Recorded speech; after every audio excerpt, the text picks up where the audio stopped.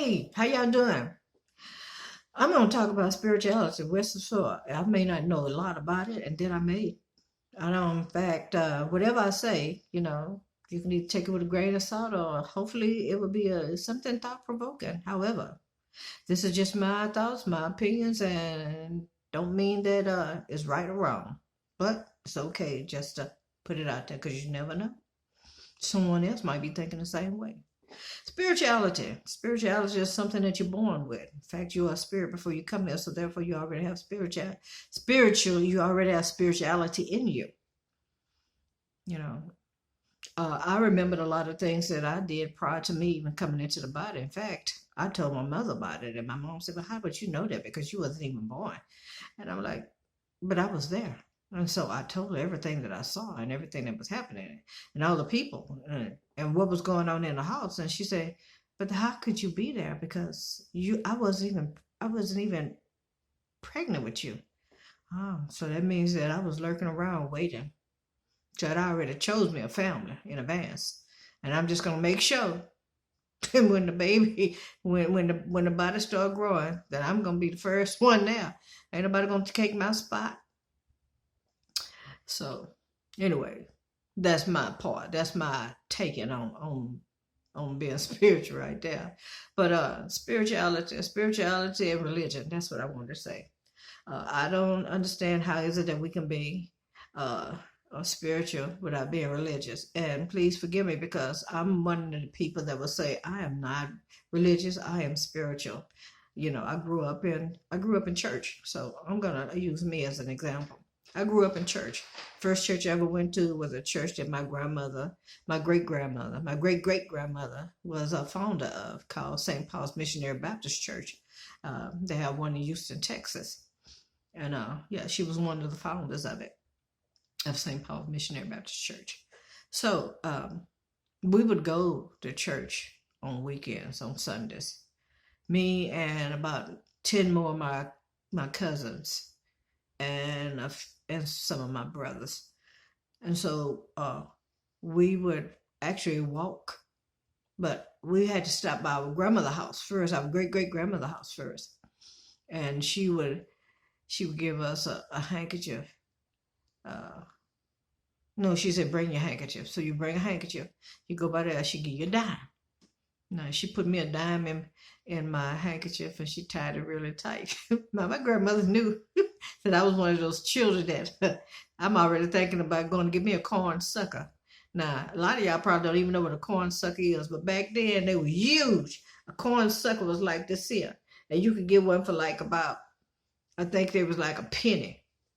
It was about a penny, yeah. I know you wish that we could still get stuff that cheap. We probably could, but a lot of stuff is not made over here in the United States.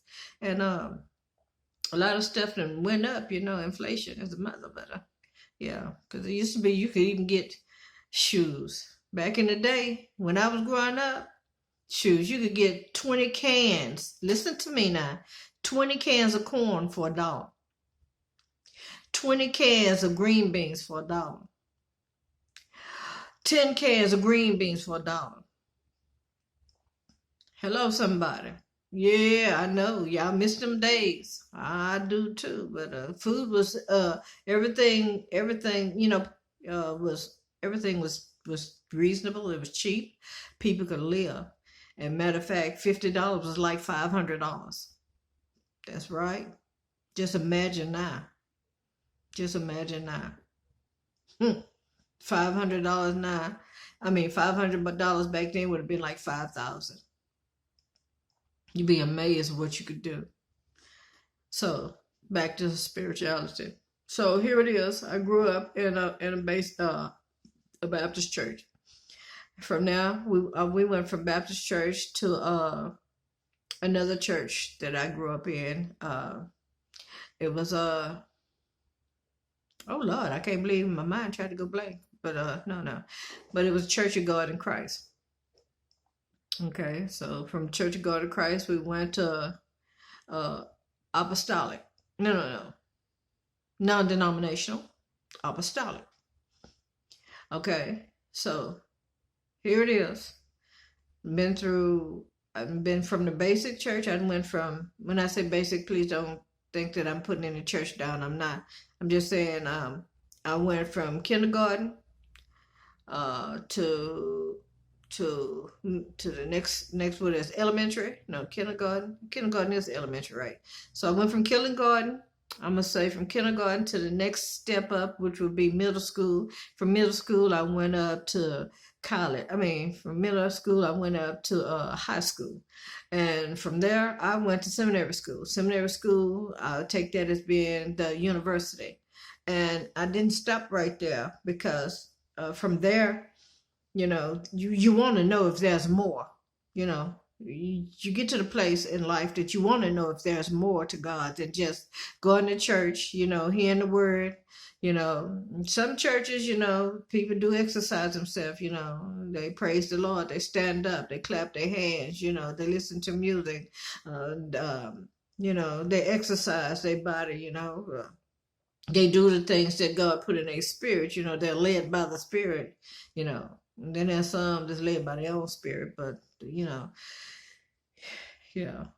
but anyway, yeah. And then there's some places where people feel like they're supposed to hold you down when the Lord is trying to use you, you know, like the man say, hold my mule. Yeah, just hold my mule, but don't hold me. Let me loose. let the Lord have his way with me, If that means, you got to roll across the floor, which, you're going to find a bunch of dignified people. They ain't trying to do all of that because they like, and I won't be able to walk out here the same way I came in. Yeah. But do you really want to walk out here the same way you came in? Do you want to still go home with all that mess still in your mind? With all them heartaches and heartbreaks and stuff still on you? But them still aches and pains and stuff that you came in here with that you was hoping to get delivered from? No, you don't. You want to leave there in a different way that you came. In a different manner. Yeah, whether it be spiritual or natural. With a lightened spirit, And we that are spiritual do have a job. We do have a job. It's not that we're just supposed to walk around here and say, oh, I'm spiritual. And you find a lot of people now that they're actually finding out what their calling is and they're acting upon it. They're doing it. So, being religious to me means to just do something in a regular form. I mean, always doing the same thing. Now, when I first started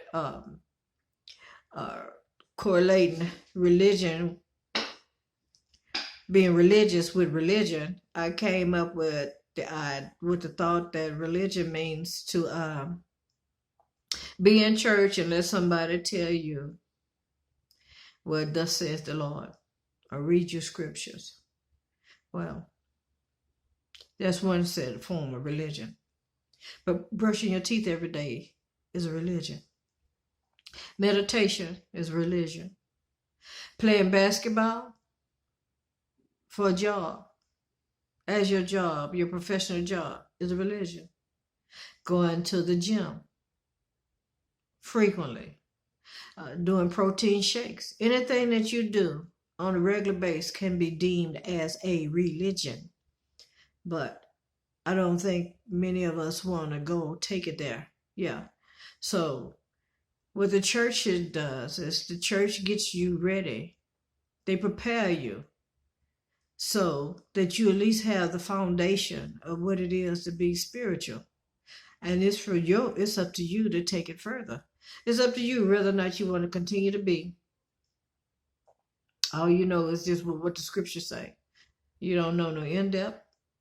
You don't know if there's something else, because according to the Bible, it says line upon line, precept upon precept, here a little, there a little. That's the way we learn.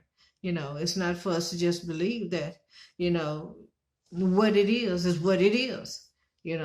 But to become a spiritual person means that you're enlightened. That means that you're still growing, you're evolving, and you cannot be spiritual and not evolve. Okay? I mean, you can close your mind, and I'll give you an example. And what I'm saying is just it's just a reference, but it's not actually a person that was talking to me about spirituality.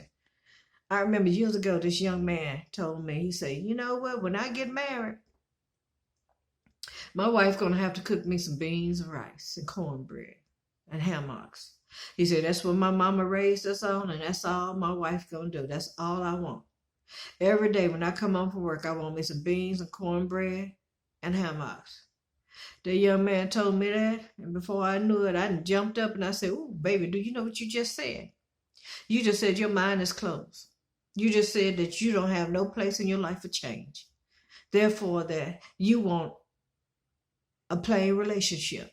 You don't want no in-depth. You don't want nothing to grow. You just want to stay in one spot because what was good enough for mama is good enough for you."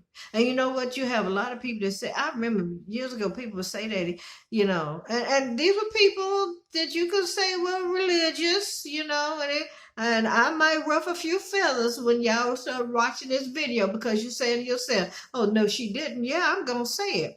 Because there are some people that say, you know what, my mama died Baptist, my daddy died Baptist, and I'm going to die Baptist too. What they got to do with your evolution, baby?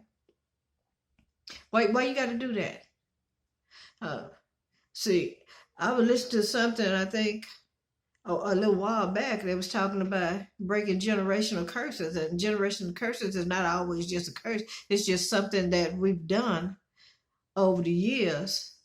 We done pass it down from one generation to the next generation. Each time it gets stronger. We just hold on to it like that's it. That's it. We got it, and we're not gonna let it go. You holding that banner. That's what it is, and that's what it's gonna be. So if you look at that as being a generational curse, you could say, well, my mom was a Baptist, right? I'm just using this. And my dad was Baptist, but I didn't see no change. So I think I'm going to go over here. Because over here, they learning a little bit more than what we got over here. And don't get me wrong, I'm not trying to say that you can't learn that in no Baptist church. Please do not misunderstand what I'm saying. All I'm doing is making examples to spirituality. So you're going to leave this place. And if you do decide to leave a church, first ask the pastor, go in conference, have a meeting, and ask them if y'all have a sister church. Let me throw this out here. Ask them if they're a sister church because you want to know, you want to grow some more. And some churches are set up just to give you the foundation. Okay. And they do have sister churches that teach a little more or more. And they don't have a problem with releasing you under a letter or by telephone call to go to this other place and to this other church, a facility, institution, to further your knowledge. And a good pastor would not hold you back. But if somebody don't want you to leave and they say, no, don't go over there, such, but they're not saying nothing bad, but they're not saying nothing good, you might want to rethink that because they might just want to make sure that the tithes and the offering don't leave. Well, that can be arranged too. So, but anyway.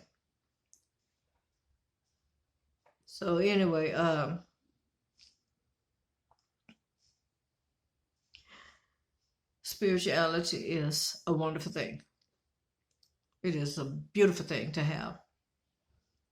And there will come a time that you'll get to the place where you feel like that, okay, there's got to be more than this. And I remember a time, I remember this. I remember one time, I was in church and we had a certain thing that we did every Sunday. But I got to the place where I was tired of just sitting around. And I know we're gonna do the same thing. In fact, I even said that. I say, Lord, I said, we do the same thing every week. I say, we're gonna get up, we're gonna praise the Lord, we're gonna clap our hands. I say, prophecy gonna go forth, and then everybody gonna leave. I say, I tell you what, I say, well, I'm finna make myself. I'm just gonna go ahead on and be a part of the ritual, and after church, I'm gonna go do what I want to do. That was my mindset. And now I want you to know, that was my mindset. However, listen to what I did. I said that to the Lord in my heart, not out my lips. My bishop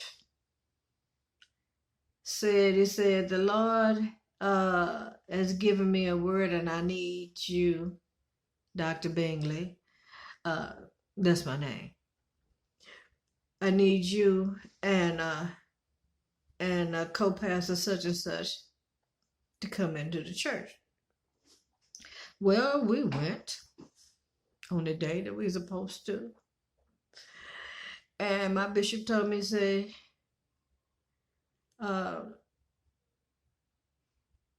making you the co-pastor of this church. And the co-pastor is about to be the pastor.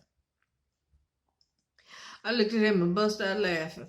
And he said, no, I'm making you the co-pastor of this church. And this other person is going to be the pastor, because I have 3 other churches now under me, and I will not be able to do services. And I was like, Lord, is this man serious? I said, because I had a whole nother agenda set up, and I was about to put it in motion, you know? And see, this is the kind of stuff that happens when you get to complacent, as they call it. You know, you get to a place that you're in church and you feel like that, you know, we're going to do the same thing. I might as well get my own agenda, you know, so I can make things a little exciting at the end. You know, I can do my own thing. But when I decided that I want to do my own thing, God said, oh, okay, well, I see right now. Let me give you some more responsibility. Well, I won't lie to y'all. I went home and I had a conversation with God with some crying too. I said, Lord, nah, I didn't say nothing about that. I wanted to be no co-pastor, no church. Lord, you know I had a whole nother agenda. So I say, I think I'm just going to be quiet for a little while because I want to see what's going on. Oh, sure enough, I ended up being co-pastor of the church.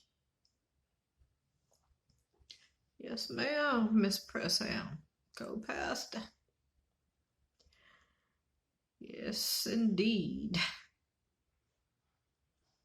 But I'm just telling you that, you know, you can't just sit in one spot. You got to grow. Because if you don't grow, you're going to start thinking about doing other things. You can't do it. You may think that you can. You can't. Rest assured, I guarantee you, you can't stay still. You got to keep it moving. Because if not, you're going to have other thoughts come up, like I did. Because I had my mind set on I was going to start doing some things, baby. And it wasn't no things that would have been distasteful, but it would have been like, I just wanted to feel like I'm a little more freer, you know. I was thinking about doing some things. So, all is well. Yeah. But spirituality doesn't mean, you know, once you feel like that you got a little knowledge that it's okay to sit down because you have arrived. No, you have not arrived. You have not. You still got some more growing to do, you know. Only thing that I don't like is, and I hope to never be, one of those people that's forever learning and never coming into the knowledge of who God is. You know, because God is spirituality. God is healing. God is the universe. God is in each and every one of us. There's no way that you can say that he's not, because the eyes of the Lord in every place, beholding the good and the evil. Therefore, if God made us humans, he gave us breath. He gave us his breath, which was breath of life. And God is life. And God is, he is life. That means that he gave us part of him. So we are a living soul.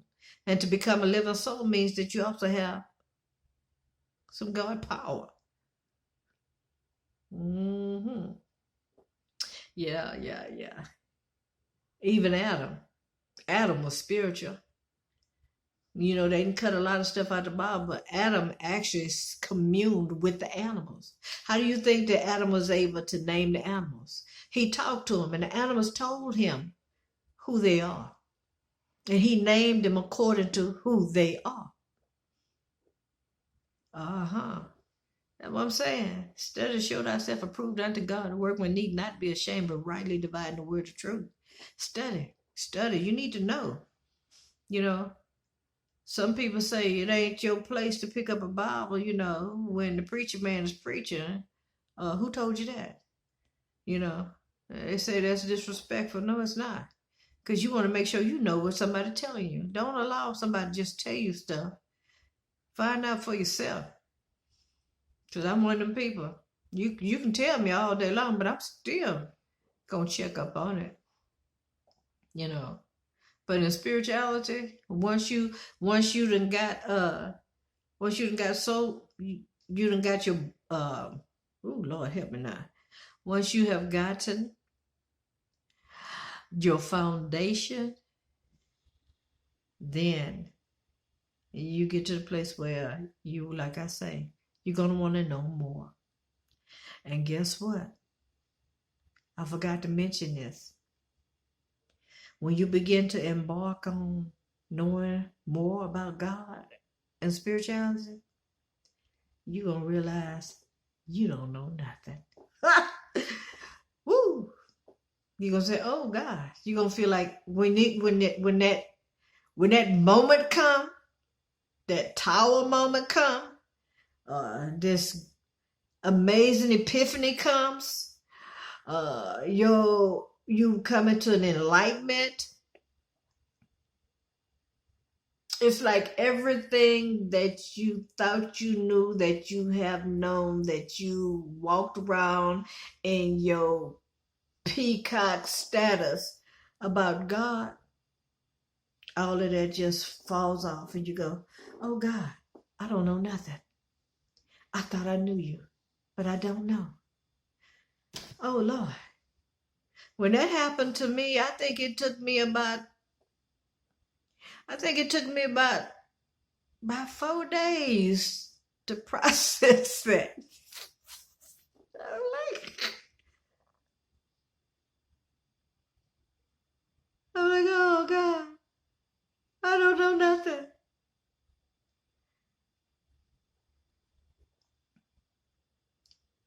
Yeah, that was a moment. And as I began to learn and I read and I began to know more and more about God, I had to take it in increments, because you have to understand, I came from being in church all the time, from a little kid. So I would read, and when I get to something that I wanted to automatically just reject, I would get up, I'd walk away. I'd go in the kitchen, make me a cup of coffee or something. I come back and I either look at the book, look at the documentary, the video, you know. I just pass by. I wouldn't actually stop. I just look at it, you know, and keep on going. Because, you know, I was sizing it up. I had to size it up. Am I ready to go back to that? Do I want to know some more? But who I am, the kind of person I am, yes, I wanted to know more. I just had to get myself ready to know more. You know. So, yeah. But eventually I made it, as you can see. I made it. And I'm still learning. And I'm not afraid to learn. I'm not afraid to share. And sometimes I think my sharing run people away. I have to know when to share. So that's what I'm learning. Learning when to share and when not to. Keep it to myself. Now, here's a thought I have about spirituality, about people that are highly spiritual. You know, they have a lot of people that they say that are intellectually disabled because they see things, see people, and hear voices and stuff. And those people are not really able to process that. So I'm assuming that means that they are highly, highly, highly spiritual. And they see what we don't see. And that doesn't mean that they're not really mentally ill. There might be some chemical imbalances. There may not be. But who's to say? I mean, society pretty much deems them as being people that are not capable of being able to take care of themselves, which there are some that cannot. They can't cook, they can't wash clothes, they can't do anything for themselves. But those that are able, you know, I wonder if their spirituality has kicked in to the point of causing them to become disabled because, you know, they're constantly seeing people that don't look like us. So that cause them to be uh, the kind of person that walk around talk to themselves, doing all kind of strange manner things and stuff because they're hoping that that entity or whatever they're looking at do not touch them. Don't come close to them. You know, maybe if I just pretend like that I'm off my rocker, they will keep going and I won't have to worry about it. But I think what it is that some people are not able to process it, you know. And people that are able to there are some people that actually channels, you know. They're so wide open that spirits just dock in, you know, like planes coming in, they land in, you know, and then they taking off. Well, they open. So here come, hey, I lost my body. I don't know how long ago, but I think I'm still alive. My name is such and such and such. How you doing? Okay. And they start talking about stuff that when they was alive and stuff, but you know for a fact that this person's name is such and such. But the person that's talking is not the same person that's sitting right there. Especially if it's a brother telling me he a white man. Oh, let it go. Whew. Anyway, so I feel like that. Yeah, those people are highly spiritual, highly open, really open. They are conduits for other entities to be able to uh, uh,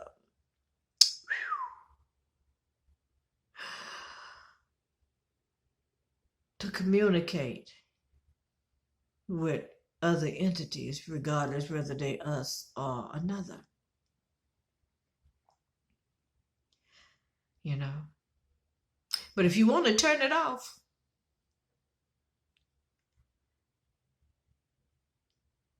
there is a way you can turn it off.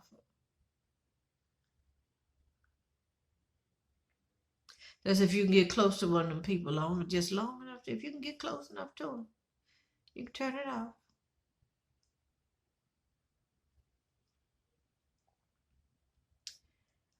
And if y'all want to know how to turn it off, ask me in the comments section. I'll be more than glad to come back and explain it and tell you how to do it. It's a simple step. Don't take no more than about 2 seconds. To turn it back on, it don't take no more than 2 seconds. Make sure that you're ready, because once you turn it off, it's off. But when you turn it back on, it's like they go, wow, okay, such this, that, you know, because you don't want to make them people go haywire, because they're like, all of these people talking to them at one time. Yeah. Anyway. Well, that's what, yeah.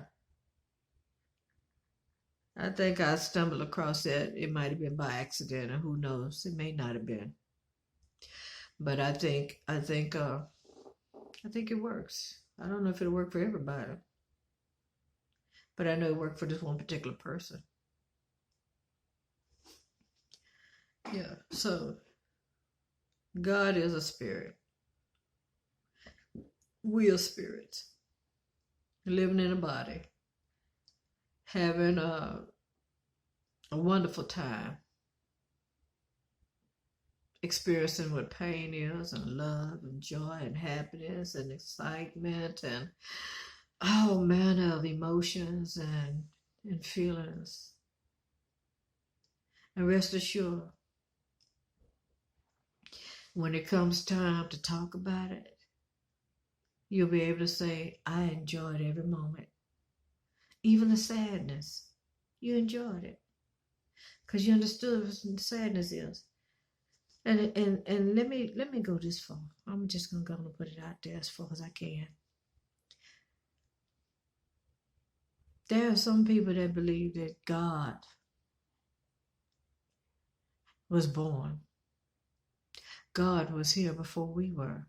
In fact, God created us and everything around us, even the universe.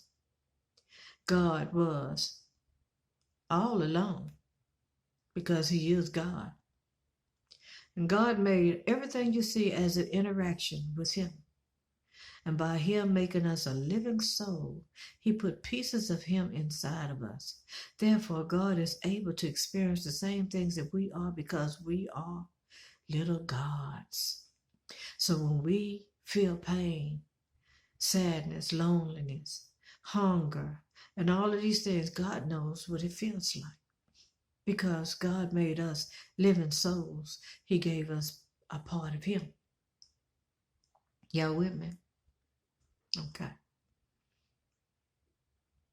So we are spiritual because God made us part of Him. He made us spiritual.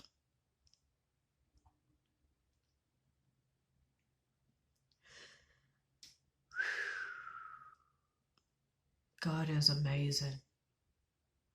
He is. He is. And if you want to go as far as talking about the different principalities, let's go there too. Now we have all these different deities, and the deities are real. A lot of us want to call things fiction. Well, guess what? Non-fiction was here before fiction, and fiction came into play, I believe, to help people to be able to accept. So you have to understand there's how many levels to heaven? There's a 12th. I think it goes up to 12 heavens, right? But don't hold me to that because I don't know everything. And there are deities on each one, those levels, including there's a level for the angels. So we have God at the top. We have deities underneath God. So when you pray and you ask for something, you ask for a windfall of money, you got a deity there. Now, I'm not exactly sure if that deity is Shiva or not, but there are deities in every level. And all of these deities work underneath God. God is and shall always be. But underneath are these other deities that are already, they have a charge, that have an office that they work out of. And that's what they specialize in. Okay? Health, healing. You got one for healing, maybe more than one. Protection, enlightenment, epiphanies, knowledge, wisdom,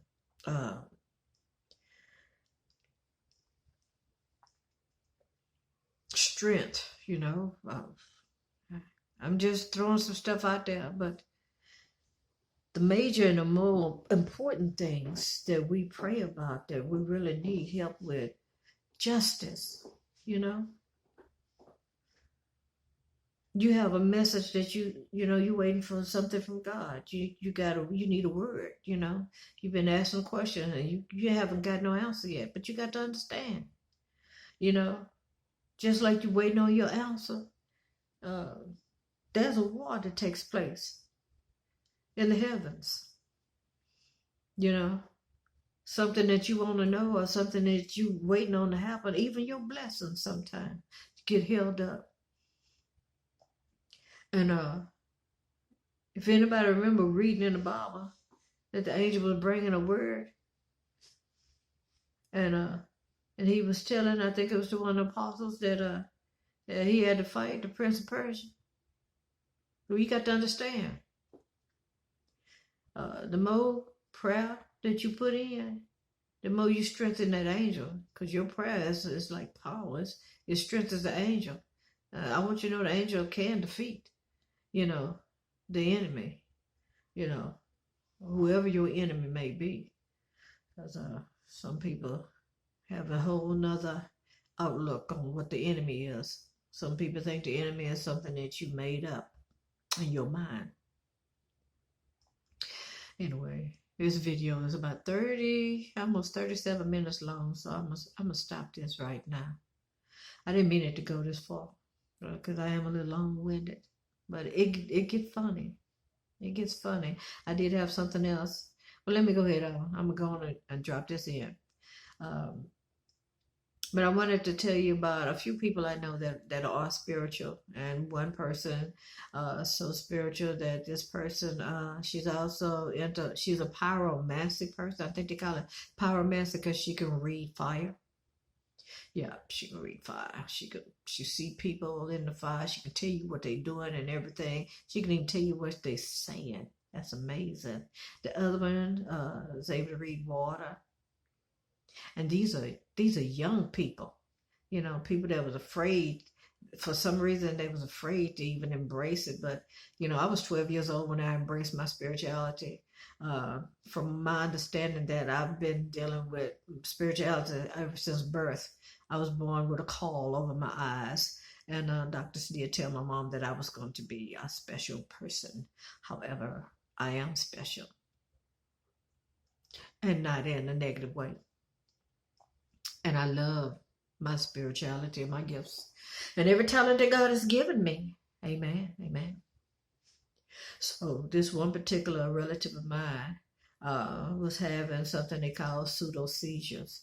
This is after it was diagnosed that, and this person was having them so much that I began to say, well, bring this person to my house. So if you bring them over here, you know, I say, I know what that is, you know, because the Lord had already put in my spirit what was really going on.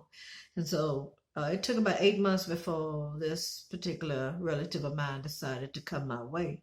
And I think after 2 weeks of being as when my relative actually had their first seizure. And it was not a real seizure, but it was a pseudo seizure. That's what they call it. And so I did what I had to do. I calmed her down and I talked to her and told my relative, explain to me what they see and all of this, because relative didn't know that I was in tune. And then when they told me what they saw, and I said, what else? And they told me what the entity was saying to them. I said, oh, okay.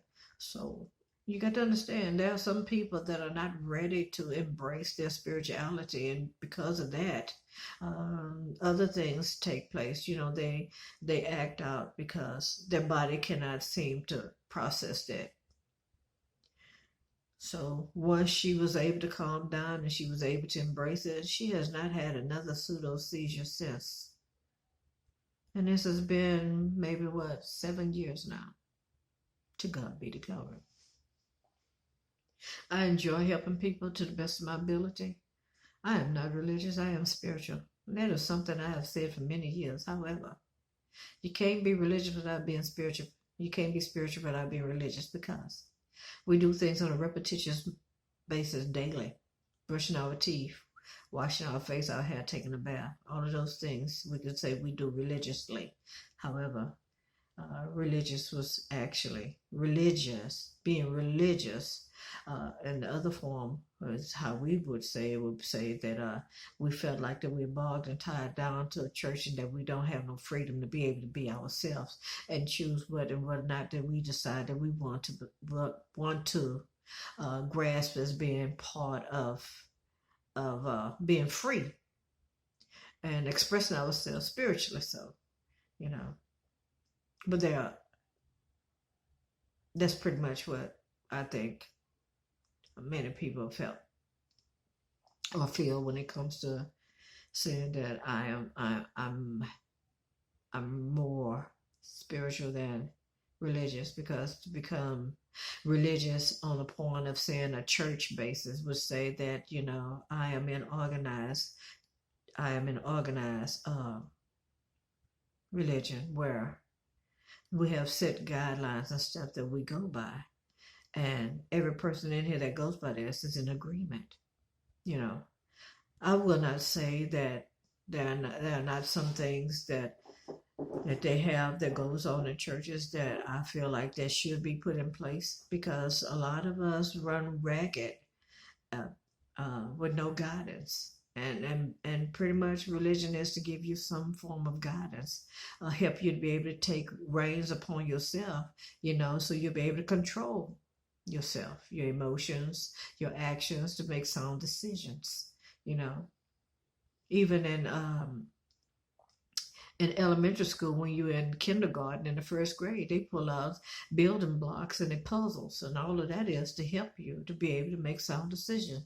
Those are the fundamentals that they give you, so you can start learning how to figure out how to make things work in a more smooth manner, or to be able to put pieces together.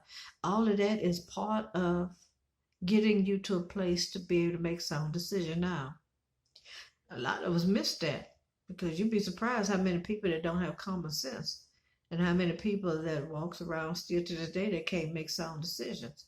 You know, rest assured, I have a few of them in my family. They said, "What you want to eat? Chicken? Or you want hamburgers?" "Oh, I don't know." You be like, "Oh my God, 30 minutes have passed. Okay, well, how about let's go and have some Chinese food?" "Oh, I can't decide." "Oh my gosh, are we gonna starve?" You know what I'm saying? Something as simple as making a decision on where you're gonna eat at, what you want to eat. Um, if you want to go see a movie, or you want to watch a documentary, would you like to go visit some people that you know, or just stay at home? Yeah, we need to be able to make some sound decisions. You can't make them by not just being in limbo. You have to make a decision. All right, guys. Whew. You're going to find this video on my other channel. It's not going to be on the Poetic Empress channel. No, it's going to be on my channel that speaks about more serious things in life. So I look forward to seeing you again. Oh yeah, and if you're not familiar, I do have another channel, and it's called Poetic Empress 1, or Original. I also have paintings and stuff that's on Instagram if you'd like care to look at those. And that's under Poetic Empress 1.